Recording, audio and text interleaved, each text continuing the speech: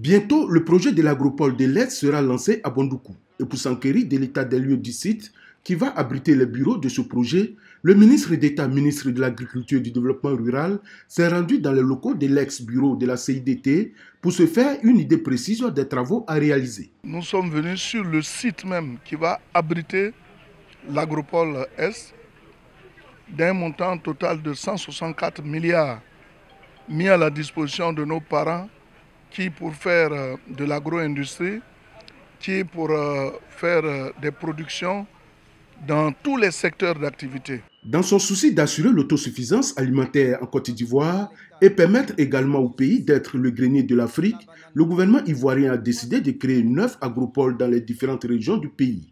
Après donc l'installation de l'agropole du Bélier et du Nord, l'agropole de l'Est qui sera bientôt installée aura sa spécificité. On va voir dans chaque localité qu'est-ce qui peut réussir. Si c'est l'igname qui va réussir beaucoup ici, on va mettre l'accent sur l'igname. Si c'est le manioc, on met l'accent sur le manioc. Mais il ne s'agira pas seulement d'une seule spéculation agricole. Je crois que ce projet va beaucoup impacter nos jeunes. Nous allons trouver des sites dédiés où on va faire de l'irrigation, des arrosages goutte à goutte et où la mécanisation sera mise à contribution dans le cadre de la modernisation de notre agriculture. Pour cette visite du site devant abriter les locaux du projet de l'agropole de l'Est, le ministre d'État, ministre de l'Agriculture et du Développement rural, était accompagné de certains élus et cadres du Gontogo, ainsi que du nouveau préfet de région Anguoukwa.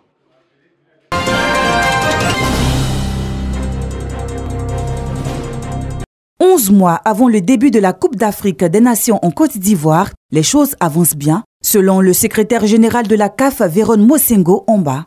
Pour le patron de la délégation de la CAF, le bilan est positif après l'état des lieux, des infrastructures sportives, hôtelières et sanitaires. Sur les 6 stades attendus, 3 sont prêts, Ebimpe, Bouaké et Amsoukro. Pour les 3 autres stades, Oufouette-Boigny, San Pedro et Korogo, il reste des travaux de finition exigés pour répondre au cahier de charges de la CAF.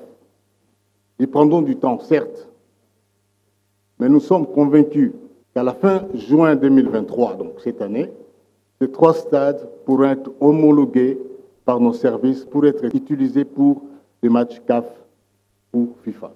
Pour réussir l'organisation de cette compétition, la Côte d'Ivoire effectue des travaux de grande envergure. Les infrastructures que je viens de visiter s'annoncent dignes de la Coupe du Monde de la FIFA. Je confirme aussi que sur tout ce que j'ai vu, les travaux avancent très bien et que la CAN 2023 se tiendra en Côte d'Ivoire en janvier 2024. Véron Mosengo Omba n'a pas manqué d'adresser ses remerciements au président de la République de Côte d'Ivoire, son Excellence Monsieur Alassane Ouattara, pour son engagement dans le processus de réussite de l'organisation de la Coupe d'Afrique des Nations.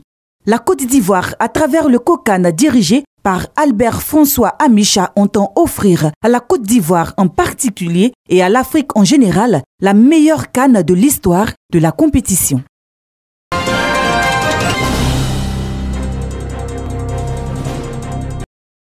L'ambassadeur de la Corée visite le centre sportif et culturel TIC ivoiro-coréen. Le centre financé par l'agence coréenne de coopération KOICA pour 7 milliards de francs CFA a été inauguré en octobre 2021. Il est le symbole de l'amitié ivoiro-coréenne.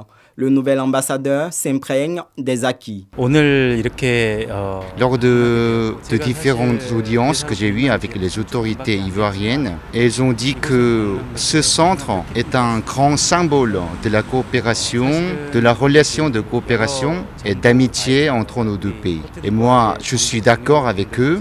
Depuis septembre 2022, une nouvelle équipe dirigeante est en place avec 7 directeurs de département. Elle entend rendre attractif le centre aussi bien pour les activités sportives que culturelles. C'est d'activer vraiment le centre de telle sorte que le centre soit très fréquenté très populaire avec des activités culturelles, des programmes d'éthique, formation des jeunes, formation aussi des jeunes défavorisés, des femmes. Grâce au taekwondo, la Côte d'Ivoire a décroché sa première médaille d'or olympique et ses 2 médailles de bronze. Des résultats qui consolident le pont entre Séoul et Yamoussoukro. Le challenge n'était pas seulement de bâtir le centre. Nous avons la lourde charge avec la direction générale d'en faire un centre d'excellence, initier les jeunes Ivoiriens et Ivoiriennes à la cuisine coréenne, à la musique, et centre où nous allons créer des start-up et de faire de la formation. Pour 2023, l'État a débloqué 800 millions de francs CFA pour le fonctionnement de cette entité publique de type particulier.